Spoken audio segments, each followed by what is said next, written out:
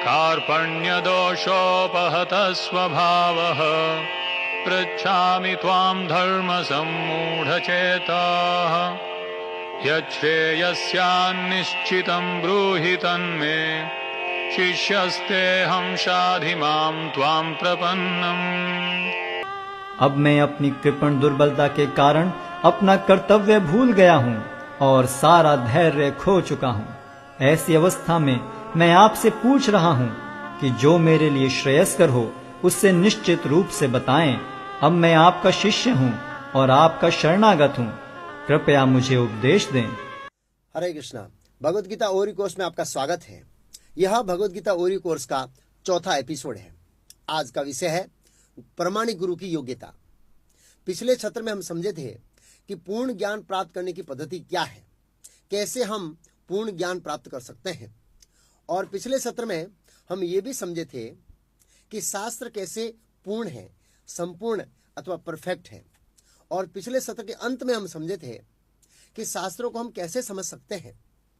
आज हम चर्चा करेंगे कि गुरु के माध्यम से ही हम शास्त्रों को समझ सकते हैं, लेकिन उससे पहले हमें प्रामाणिक गुरु की योग्यता समझनी होगी। इस भौतिक जगत में हर विषय के संबंधित शिक्षक की योग्यता होती है और शिक्षक बनने के लिए बहुत सारी परीक्षा, इंटरव्यू देने पड़ते हैं, तब सरकार उसको शिक्षक के रूप में नियुक्त करती है। अगर इस भौतिक जगत में एक शिक्षक बनने की पद्धति है, तो क्या आध्यात्मिक विषय में सब कुछ हवा में चलता है? क्या कोई आध्यात्मिक विषय में सिस्टम नहीं है? आध्यात्मिक विषय में भी सब सिस्टम है, पद्धति है। आध्यात्मिक शिक्षक बनने के लिए योग्यता चाहिए।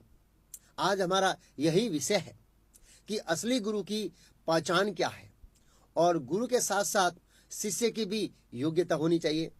जैसे भौतिक शिक्षण में शिक्षक और विद्यार्थी की योग्यता होती है। विद्यार्थी को उसके परसेंटेज के अनुसार एडमिशन मिलता है। सबको एमबीबीएस में एडमिशन नहीं मिलता है, मेडिकल कॉलेज में एडमिशन नहीं मिलता है। आध्यात्मिक ज्ञान प्राप्त करने के लिए गुरु की योग्यता समझना बहुत महत्वपूर्ण है। इस विषय को मैं संक्षिप्त में करूंगा। अगर गुरु के बारे में आपको पूर्ण रूप से जानना है तो कम से कम मुझे 7 दिन चाहिए। 7 दिन। यह एक पुस्तक है, गुरु कौन है।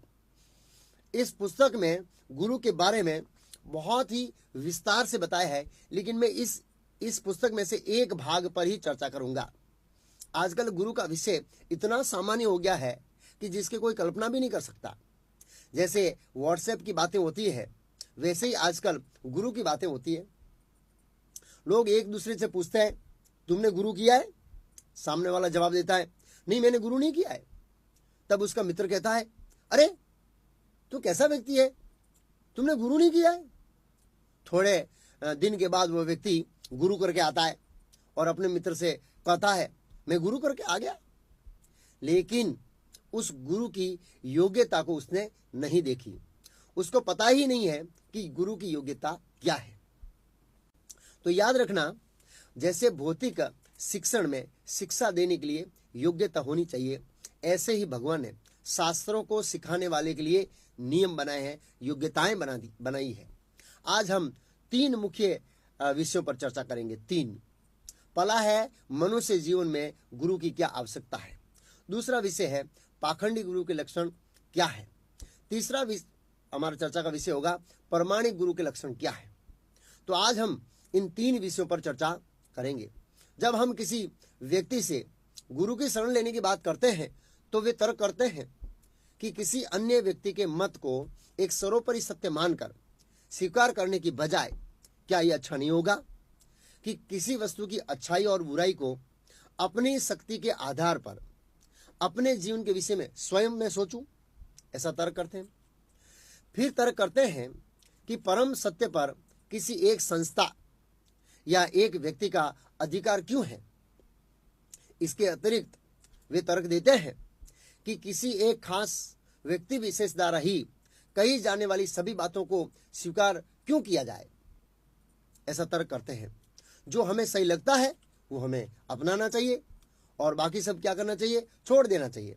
इस तरह तर्क करने वाले लोग किसी प्रामाणिक सत्ता को शरणागत हुए बिना फ्री रहना चाहते हैं।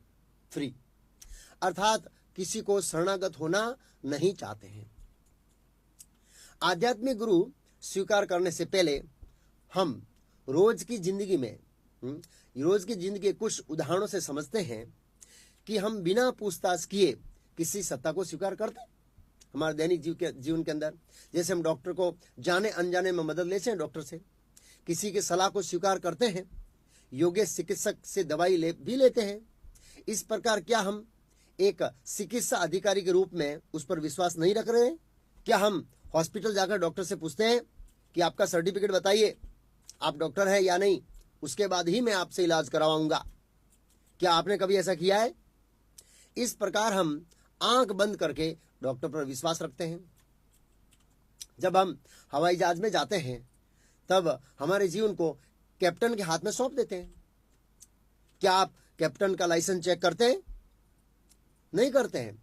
इस तरह हम आंख बंद करके कैप्टन पर विश्वास रखते हैं। एक इंजीनियरिंग का जो छात्र है, इलेक्ट्रिक इंजीनियरिंग का अध्ययन करना चाहता है, वो BL थेराजा की सत्ता को स्वीकार करता है, आंख बंद करके स्वीकार करता है। और सामान्य तौर पर हर विज्ञान का छात्र वैज्ञानिकों द्वारा प्रकाशित पुस्तकों को प्रामाणिकता के रूप में स्वीकार करता है। फिर एक बालक अपनी माता को प्रामाणिक सत्ता के रूप में स्वीकार करता है और उसके आधार पर अपने माता पिता, भाई बहन, सगे संबंधी को स्वीकार करता है। कभी बच्चे ने कहा, मां साइंटिफिक आधार पर प्रूफ करके बताओ कि यही मेरा पिता है, DNA चेक करके बताओ कि यही मेरा पिता है। बच्चा आंख बंद करके अपनी मां पर विश्वास करता है।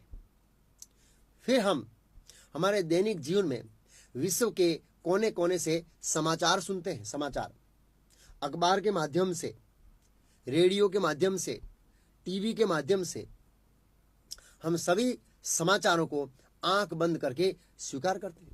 आंख बंद करके। क्या आप वहां देखने गए थे? नहीं। फिर भी हम मीडिया को प्रामाणिक सत्ता मानकर स्वीकार करते हैं। इसलिए अगर हमको ज्ञान लेना है तो प्रामाणिक सत्ता पर विश्वास करना ही पड़ेगा और हमारे पास कोई रास्ता नहीं है। यदि हमें किसी भी प्रकार की शिक्षा लेनी होती है, जैसे कि संगीत की, कराटे की, डांस की, तो हमें उसके प्रशिक्षण के लिए शिक्षक की आवश्यकता होती है। दूसरे शब्दों में, किसी भी क्षेत्र में सिद्धि हासिल करने के लिए अथवा उस विषय में आगे बढ़ने के लिए एक्सपर्ट शिक्षक की जरूरत रहती है।